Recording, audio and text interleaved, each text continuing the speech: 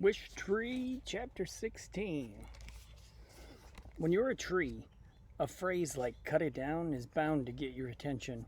Francisca had hinted at such things before, but always in jest, like kind of always as a joke. After a long October afternoon raking my newly shed leaves into crisp hills, or after a particularly messy wishing day, or after stepping on my acorns and bare feet. I felt bad about the walkways. It's an occupational hazard. So the roots are growing underneath the concrete, like the sidewalk, and pushing it up and cracking it. To stay alive, I need a vast network of roots, and roots can be surprisingly strong. Did you hear that? Bongo asked, watching Francesca enter her house. She sounded serious this time. I've heard it all before, I said. Unfortunately, the newbies heard her too. Bongo? The newbies heard her too, Bongo said. Bongo calls every fresh crop of babies newbies. She pretends to be annoyed by their antics, but I know better. Listen, Bongo urged. Sure enough, I could hear the baby skunks wailing from their hidden nest under the porch. But we love Red Mama, one of them cried. Hush, their mother, fresh baked bread, scolded. It's the middle of the day. You're supposed to be asleep.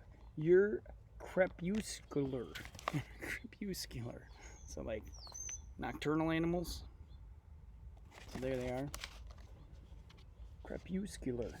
Crepuscular creatures like fireflies, bats, and deer are especially active at dusk and dawn. Will Red be all right, Mama?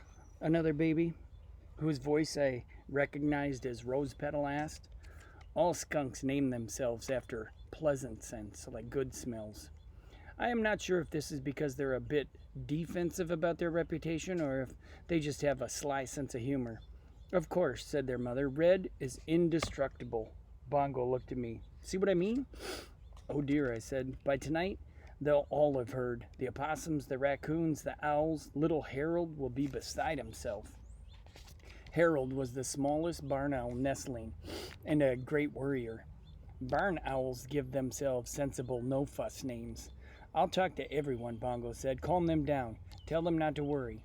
I'm sure things will be fine, I said. I've seen a lot in my years. The things I've fretted about that have never come to pass. I could write a book. I paused. In fact, I could be a book. I paused again because, paper is made of trees. Bongo gave a screechy crow laugh. She didn't even scold me for my lame joke. That's when I started to worry. Chapter 17. Hot out today. As much as I was concerned about the baby's reaction to Francisca's words, I was more worried about Samar. What would happen when she returned from school and saw the word carved into me? Would she think it was meant for her and for her family? As Francisca and the police seemed to assume, she came home alone. Ahead of her by a few yards was Stephen, so the neighbor boy. A reporter from the neighborhood newspaper was waiting on the sidewalk, interviewing people as they walked by. Word travels fast in our parts, especially when there's yellow police tape involved. Had they seen what had happened? The reporter kept asking. Had they ever made wishes on wishing day? What did they think the word leave meant? The reporter approached Stephen. Did he know why someone would carve leave into the beloved local wish tree? Stephen stared at the reporter. Then he glanced behind at Samar, sending her the shadow of a sad smile. Without answering the reporter, he headed toward his house. Samar's eyes darted from Stephen to the reporter to me. She ran closer, saw the word, and gasped. She reached a hand toward me, but the police tape put me out of reach. Are you a resident? The reporter asked. Would you like to comment on the incident? Do you live here? Samar didn't say a word.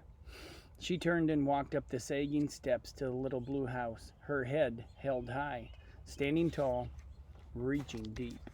Chapter 18.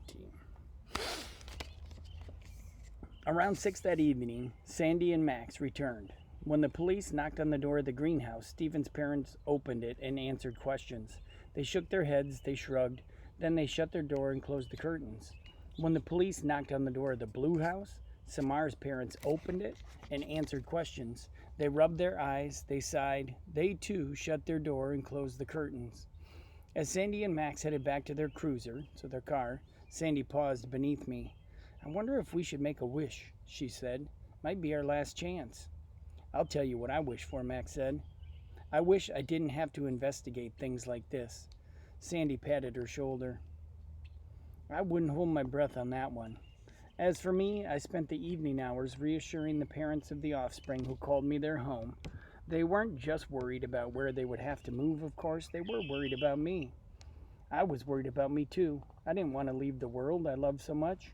I wanted to meet next spring's owl nestlings.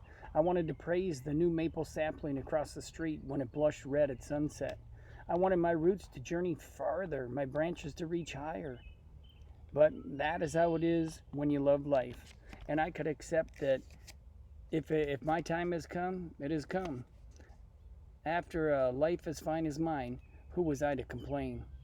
I was worried about the babies, though. Their parents scrambling to find new safe places to line their nests, dig their burrows, hide their winter stashes of acorns. Most of all, I was worried about Samar. I don't know why. Perhaps it was because she reminded me so much of another little girl from another time long ago. A little girl I'd managed to shelter successfully. Francesca's great-grandmother. Like I said, we go way back.